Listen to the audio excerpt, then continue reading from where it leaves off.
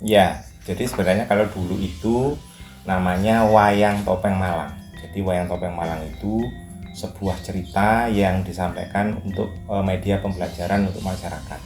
Nah, ceritanya sendiri ini sebenarnya ada 4.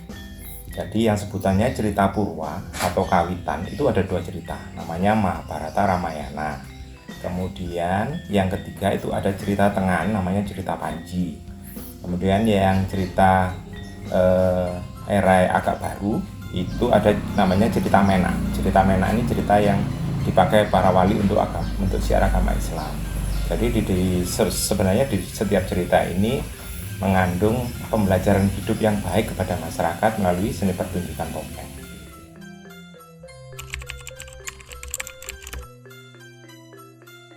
Ya, kalau tarinya sendiri adalah penggambaran satu tokoh. Jadi begitu. Kalau misalkan contohnya tari topeng Bapang, jadi hanya penggambaran seorang ksatria Bapang yang dia itu berpangkat adipati dari Kadipaten Patoman yang mempunyai watak gagah berani tapi agak ugal-ugalan begitu. Nah, tetapi kalau masuknya dia di dalam cerita wayang topeng ini ada alur cerita yang disampaikan, contohnya Rabine Panji misalkan. Nah, di situ mengisahkan tentang bagaimana perjalanannya Panji Asmarobangun itu untuk bisa memenuhi permintaan dari Dewi Sekartaji. Jadi misalkan Dewi Sekartaji minta dia dulur sakembaran, kemudian gamelan kencana robyong yang berbunyi tapi tidak ada bentuk, kemudian kebubule sungguh emas dan kembang wijaya kusuma. Nah, di situ diceritakan perjalanannya Panji untuk mendapatkan semuanya. Ya, jadi tahapannya sebenarnya ada 2.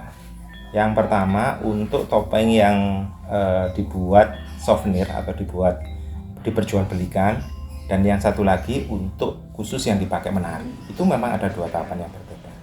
Nah, kalau untuk yang misalkan contohnya untuk dibuat souvenir, untuk pemotongan bahan baku itu kita biasanya tetap ada semacam ritual. Jadi ritual kecil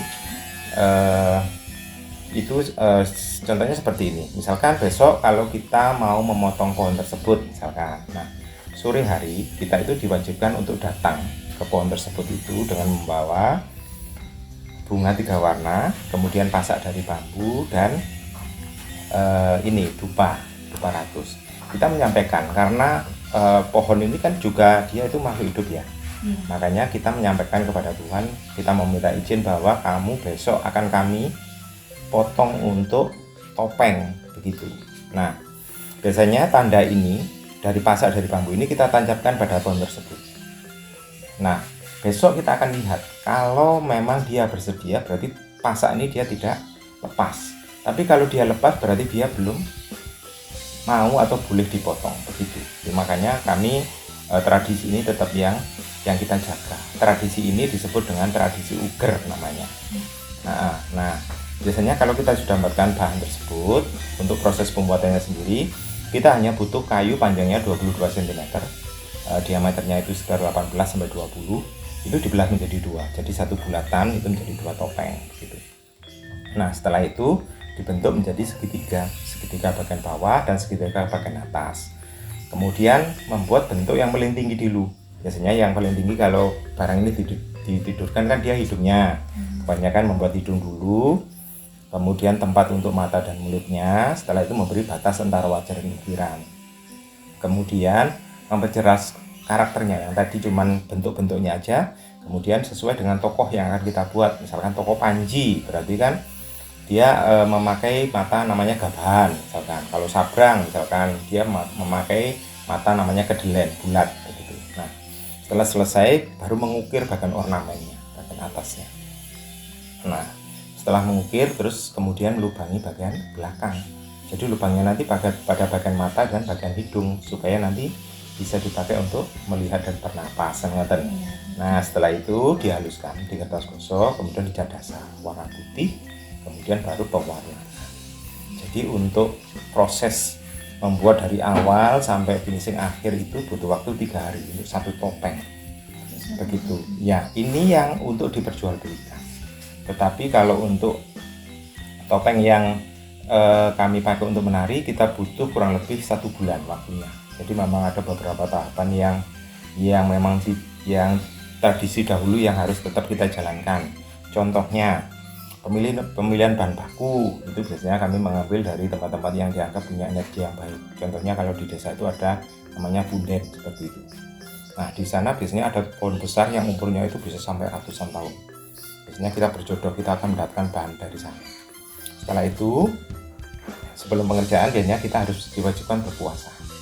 Berpuasa 1 hari itu tujuannya adalah untuk menguatkan karakter yang akan kita buat.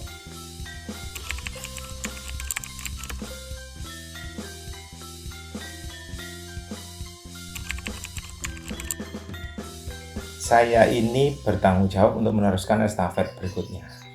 Karena wayang topeng di Kedung Monggo ini sudah 5 generasi sampai saya sekarang.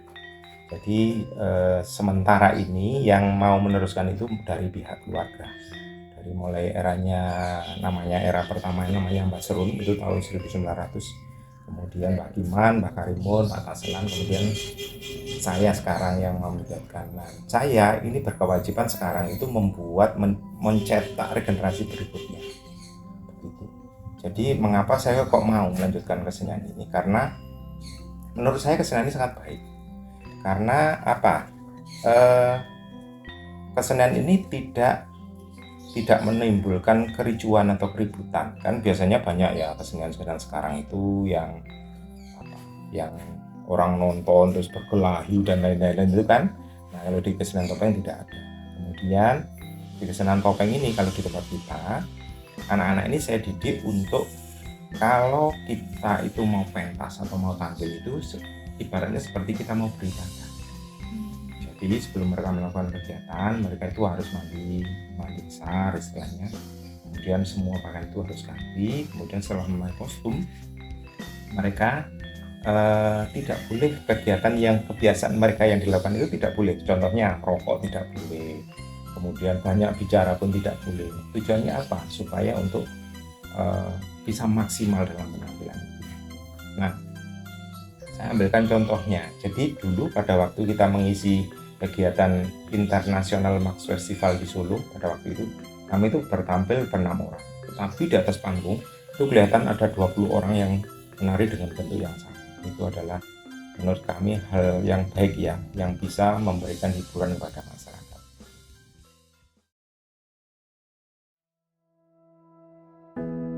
Topeng Malangan dan tariannya adalah warisan tak ternilai, jejak sejarah yang penuh makna dan kebijaksanaan. Seni ini bukan hanya cerita masa lalu, tetapi juga mengandung nilai-nilai kehidupan yang relevan sepanjang masa. Mengenal, melestarikan, dan mewariskannya adalah tanggung jawab setiap generasi sebagai bentuk penghormatan terhadap leluhur dan budaya kita. Harapannya, tari topeng Malangan akan selalu menjadi kebanggaan kita, tampil di pentas-pentas rakyat, menghubungkan masa lalu dan masa depan, karena melestarikan seni ini adalah menjaga jiwa bangsa kita agar tetap hidup.